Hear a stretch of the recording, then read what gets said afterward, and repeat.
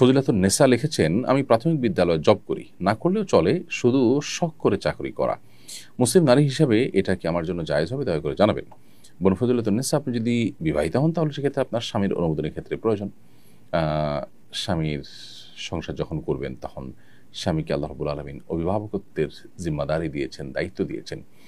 একটা দাম্পত্য জীবনে সুখ শান্তির জন্য একে অন্যকে সমীহ করা, শ্রদ্ধা করা, স্নেহ করা, ভালোবাসা, এটা যেমন গুরুত্বপূর্ণ, ঠিক তেমনিভাবে একজনকে অভিভাবক হিসাবে মানাটা এটা প্রয়োজনীয়।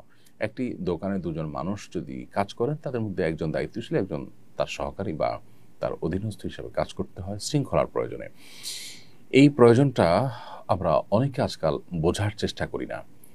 অতি অধিকার সচেতনতা এটা আমাদের পরিবার ব্যবস্থাপনা, আমাদের দাম্পত্য জীবন, আমাদের সুখ শান্তিকে কেড়ে নিয়ে যাচ্ছে এবং ধ্বংসের দ্বারপ্রান্তে নিয়ে যাচ্ছে। সো আপনি বিবাহিত হয়ে থাকলে স্বামীর, যেহেতু আপনি অধীনে, স্বামী যেহেতু আপনার অভিভাবক, বিধায় তাকে আপনি সম্মত করে আপনি এটি করতে পারেন, যদি পর্দা মেনটেন করে আপনি করতে পারেন।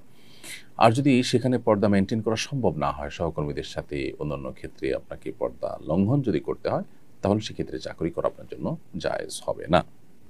এরপর